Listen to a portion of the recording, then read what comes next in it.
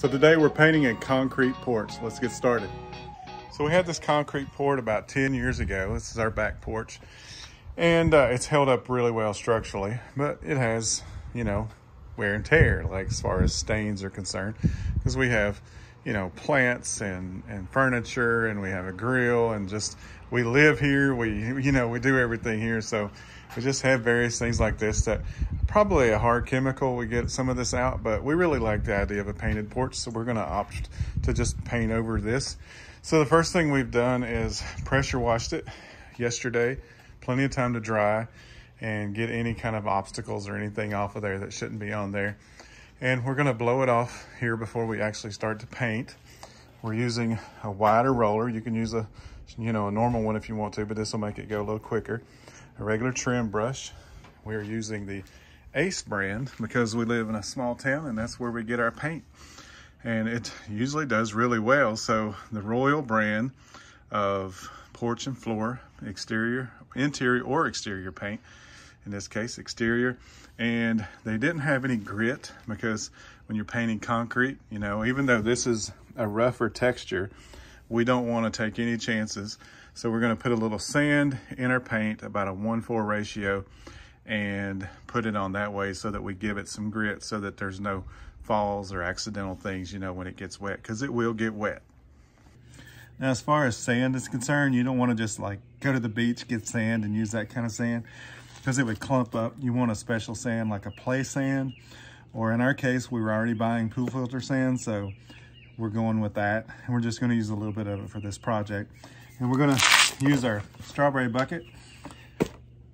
You don't have to have a strawberry bucket, it's whatever you want to use. And we're going to put about 1/4 of that bucket full of sand, and we're going to mix that into our paint into the larger bucket. All right, so now we've got our bucket and it's clean. It's used, but it's clean. It doesn't have any debris in it or anything. We're going to take our paint. I'm not going to do all 3 gallons. I'm just going to do 1 gallon. And I'm going to pour my gallon in here. And then I'm going to mix in some sand in there. And it's about a 4:1 ratio, 4 paint and then 1 sand. Obviously you don't want to put more than that. Sounds like a lot, but really what's going on is after we come back with another coat, with our second coat over the porch, we're not going to put any sand in that at all. So it's really not that much. So I think if you stick with that 4:1 ratio, you're going to be good. Now we've got more sand than what we really need in here, but I poured more just in case I needed to come back with more, like 1.5 gallons or maybe even 2 gallons on this back porch. And so I'm just eyeballing it, kind of like grandma in the kitchen cooking. It's like, yep, that feels about right. So I'm gonna go with that. And then now, if my cameraman will come over here and look, now we want to stir this up really, really good. It's going to take several minutes of stirring to get it really good and mixed in there. And then even after we start painting, we're going to want to continue to just stir it occasionally, because, you know, that sand is going to try to settle down, and we want to get it thoroughly in there so that it coats the porch really good.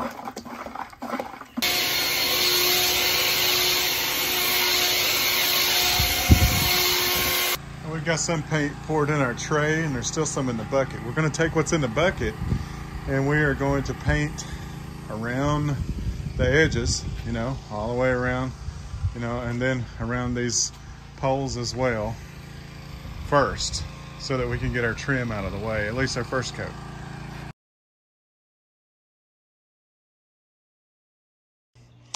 All right, so our trim is finished, at least the first coat anyway.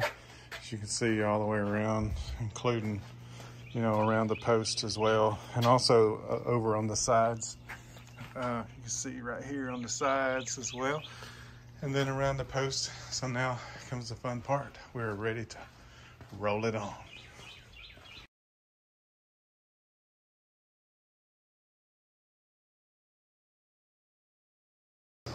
So the first coat is on, and as soon as this dries, we're going to go back with a second coat No grit, no sand in it whatsoever. So far, this has taken about 2 gallons. This is about a 450 square foot porch. Took 2 gallons with the grit in it, and I suspect that it'll take a gallon without it. All right, our first coat's dry, and we are halfway done with our second coat. It's going on so easy. Remember, we're doing no grit, no sand in this one at all. And you can tell where it's wet and what we still have left to do. And we'll give you an update when it's dry. I think we're done. Check it out. So everything back here looks dry and ready to put some furniture back on. So we'll be doing that in just a moment.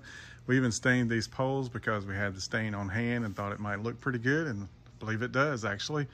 Everything's clean and fresh back here now, and we did this with 3 gallons of paint, which was about $100, and then with supplies on top of that, we're under $150 for about 450 square feet of concrete back porch. So not a bad deal to clean it up, make it look nice. So let's put our furniture back. We're back in business, just like that. Easy project, inexpensive, and definitely makes it look a lot better.